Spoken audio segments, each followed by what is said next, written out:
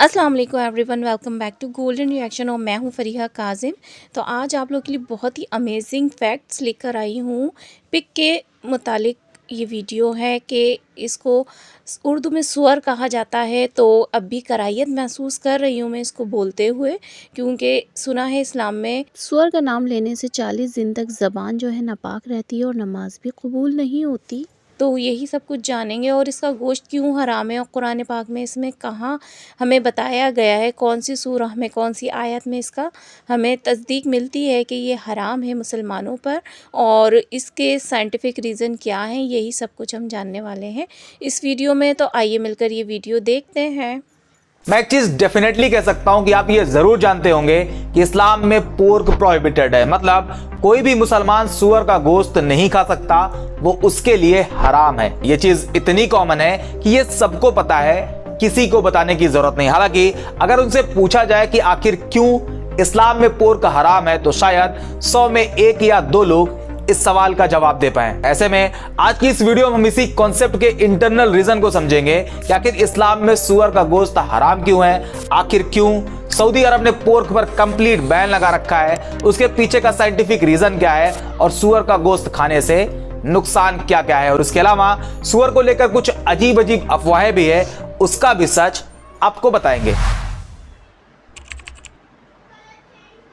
मैं टॉपिक पर आगे बढ़ूं उससे पहले यह क्लियर कर दें कि ये जो कहा जाता है इस्लाम में सुअर का गोश्त हराम है, मुसलमान पोर्क नहीं खा सकते, ये इस्लामिक स्क्रिप्चर्स में लिखा कहां है? क्योंकि कई लोगों का यह भी आर्गुमेंट होता है कि यह सब मौलाना लोगों ने फैलाया हुआ है, इस्लाम में ऐसा कुछ नहीं कहा गया है और भी बहुत कुछ कहा जाता है। हालांकि आज की इस वीडियो में हम आपको दिखाएंगे भी और बताएंगे भी सच क्या है। कुरान चैप्टर 2 वर्स 173, जिसमें साफ साफ मेंशन है, उसने तो तुम पर यही हराम किया है, मुर्दार यानी मरा हुआ जानवर, खून यानी जो बॉडी से निकलकर बह जाए, सुअर का गोश्त, और जिस पर अल्लाह के सिवा किसी और का नाम लिया गया हो। 4 चीजों को लेकर साफ साफ कहा गया है कि यह हराम है, जिसमें एक है सुअर का गोश्त। सेम यही बात कुरान चैप्टर 5 वर्स 3 में भी मेंशन है, चैप्टर 6 वर्स 145 में भी मेंशन है, चैप्टर 16 वर्स 115 में भी मरा हुआ जानवर, बहा हुआ खून, सुअर का गोश्त और जिस पर अल्लाह के सिवा किसी और का नाम लिया गया हो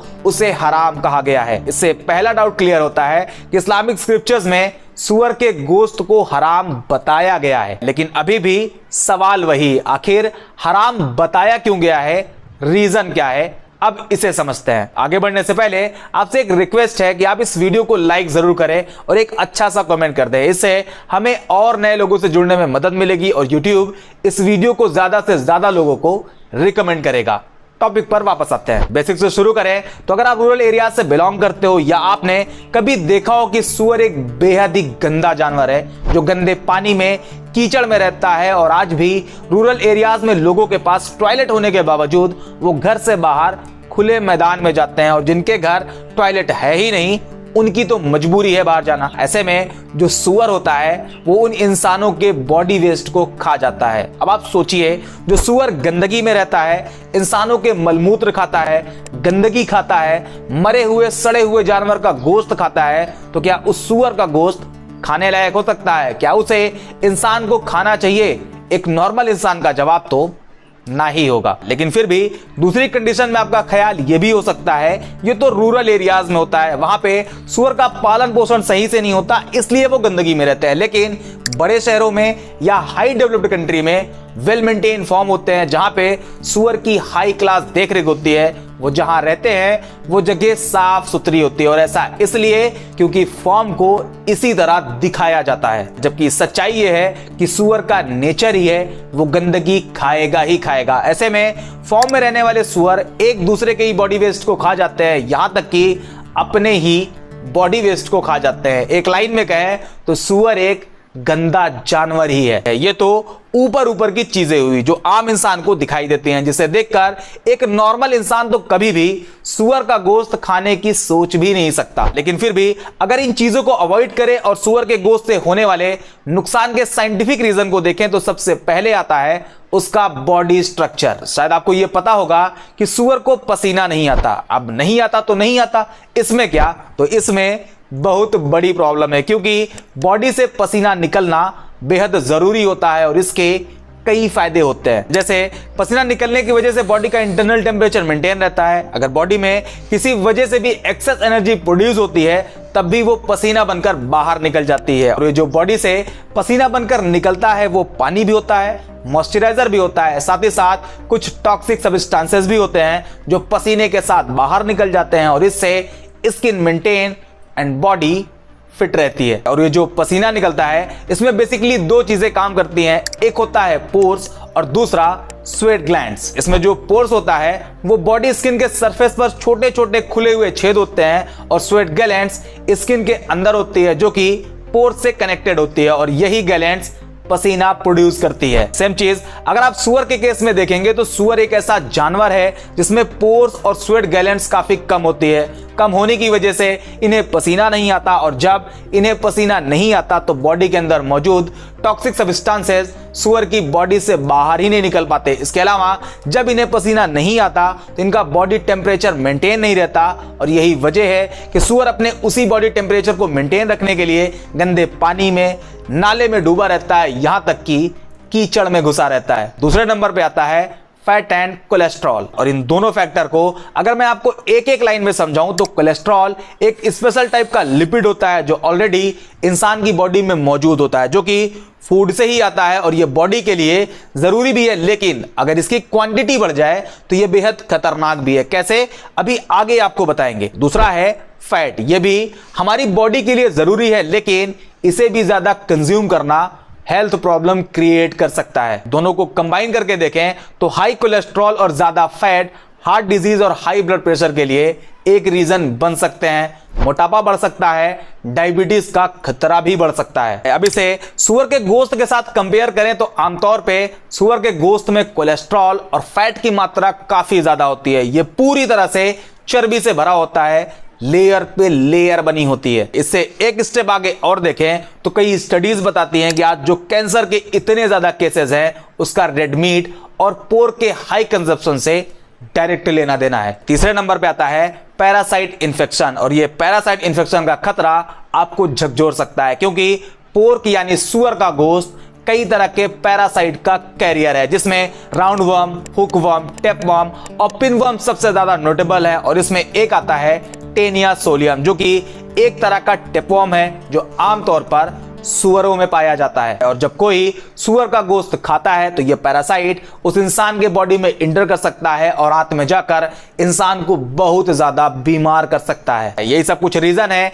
जिस वजह से इस्लाम में सुअर का गोश्त खाने से मना किया गया है, लेकिन ऐसा भी नहीं है यह सिर्फ इस्लाम में मना किया गया है। अब आपको थोड़ी सी हैरानी और होगी क्योंकि पोर्क को यहूदी रिलीजन में भी खाने से मना किया गया है। लेविटिकस का चैप्टर 11 जो कि क्लीन एंड अनक्लीन फूड के बारे में बताता है और उसके वर्स 3 में कहा गया है वो जानवर जैसे भेड़, हिरन जिनके खुर दो हिस्सों में बटे हुए हैं और वो जुगाली भी करते हैं उन्हें कंज्यूम किया जा सकता है, जबकि सुअर जुगाली नहीं करते इसलिए उसे नहीं खाना चाहिए। इसी तरह डिटरोनॉमी चैप्टर 14 वर्स 8 में कहा गया है सुअर भी अनक्लीन है, हालांकि इसके खुर दो हिस्सों में बटे हुए हैं फिर भी वो जुगाली नहीं करता, तुम्हें उसका गोश्त नहीं खाना चाहिए। आप थोड़ा सा अगर इसके हिस्ट्री में जाएं तो रोमन पीरियड में जो नॉन ज्यूज लोग थे वो ये बात जानते थे कि यहूदी के लिए सुअर का गोश्त अनक्लीन है, बावजूद इसके यहूदियों को सुअर का गोश्त खिलाने की जबरन कोशिश करी जाती थी। मैकाबीज के अकॉर्डिंग सेल्यूसिड सम्राट एंटियोकस IV ने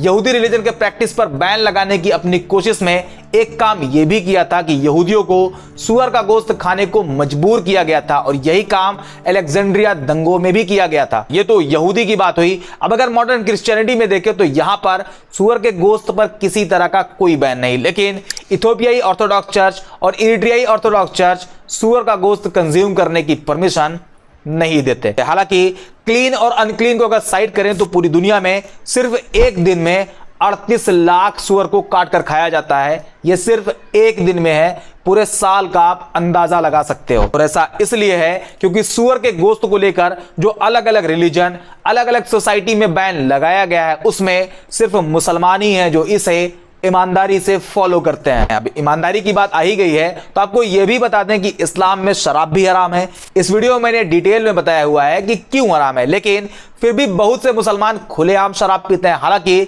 वो इस्लामिक एथिक्स को जानते हैं फिर भी पीते हैं। जबकि अगर आप सुअर के केस में देखेंगे तो सुअर का गोश्त खाने वालों में मुसलमान ना के बराबर हैं। अगर दुबई के एग्जांपल से आपको समझाऊं तो दुबई में पोर्क बिकता है, लेकिन वहां साफ साफ लिखा होता है for not Muslims, not for Muslims. अब आते हैं एक मिथ पर जो मुस्लिम सोसाइटी में जबरदस्त फैला हुआ है। अगर आप मुस्लिम हैं तो आपने भी इसे जरूर सुना होगा। लोग अक्सर कहा करते हैं सुअर का नाम जबान से नहीं लिया जाता, उसे खिंजीर कहा करो, क्योंकि सुअर कहने से इंसान की जबान 40 दिनों के लिए गंदी हो जाती है। यह आपने भी जरूर सुना होगा। यहां तक कि इसे लेकर लोग इस तरह से रिएक्ट करते हैं कि एक जगह मस्जिद में एक इमाम ने अपनी तकरीर के बीच सुअर का नाम ले लिया तो वहां के लोगों ने उन्हें मस्जिद की इमामत से ही हटा दिया। हालांकि ऐसा बिल्कुल भी नहीं है। इस्लामिक स्क्रिप्चर्स और इस्लामिक स्कॉलर के अकॉर्डिंग सुअर खाना हराम है, बल्कि उसका खून, हड्डी, बाल, थूक, उसकी पूरी बॉडी से निकलने वाली हर चीज गंदी है। ये सब सही है, लेकिन सुअर का नाम लेने से 40 दिन तक जबान गंदी हो जाती है, ये सिर्फ एक मिथ है। क्योंकि बुरी से बुरी चीज का बुराई के साथ नाम लेना बुरा नहीं, क्योंकि बुरी चीज की बुराई भी बगैर नाम लिए नहीं की जा सकती। एग्जांपल से आपको समझाऊं तो इब्लीस, फिरौन, हमान, अबू लहब, ये नाम बहुत ही गंदा है, लेकिन फिर भी ये कुरान में आया है और मुसलमान इसे पढ़ते भी हैं। सेम ऐसे ही सुअर का नाम लेकर सुअर के शरई हुक्म के बारे में लोगों को बताना बिल्कुल भी बुरा नहीं। फिर वो मस्जिद में लिया जाए, गैर मस्जिद में लिया जाए, तकरीर में लिया जाए या फिर आम लोगों के बीच होने वाली बातचीत में लिया जाए, क्योंकि कुरान में भी सुअर का नाम कई बार आया है, जिसे अरबी में खिंजीर कहा जाता है और खिंजीर को ही इंडियन सब कॉन्टिनेंट में सुअर कहा जाता है। ऐसे में अगर आप कुरान के उस पार्ट को नमाज में भी पढ़ते हो जिसमें खिंजीर वर्ड आया है तो आपकी नमाज हो जाएगी, और जब नमाज हो जाएगी तो जबान गंदी होने का सवाल ही पैदा नहीं होता। उम्मीद करते हैं वीडियो आपको जरूर पसंद आई होगी और आप ये समझ गए होंगे कि इस्लाम में सुअर का गोश्त हराम क्यों है। बाकी इसी तरह की और भी जबरदस्त वीडियो के लिए हमें सब्सक्राइब जरूर कर लें और इस वीडियो को लाइक और शेयर जरूर करें। बाकी मिलते हैं अगले वीडियो में। उम्मीद है कि आप लोगों ने वीडियो कंप्लीट देखी होगी और इससे आपको अंदाज़ा हो भी गया होगा कि 40 दिन तक अगर हम इसका नाम ले लेते हैं तब भी हमारी ज़बान नापाक नहीं रहती, नमाज भी कबूल होती है और हर दुआ भी कबूल होती है। बहरहाल इसका नाम लेने में एक कराहियत सी महसूस होती है, तो अगर आप नहीं लेना चाहते तो इस चीज़ का इस्लाम से कोई ताल्लुक़ नहीं है कि इस्लाम में इसको मना किया गया है। ऐसी कोई भी बात हमें सुनने को नहीं मिलती है सिवाय पुरानी बातों के, जो हमें अपने बड़ों से चलती हुई आई है और हम तक पहुंची है। तो होपफुली वीडियो पसंद आई होगी तो चैनल को भी सब्सक्राइब कर दीजिएगा, वीडियो को भी लाइक कर दीजिएगा। फिर मिलते हैं, अल्लाह हाफिज़।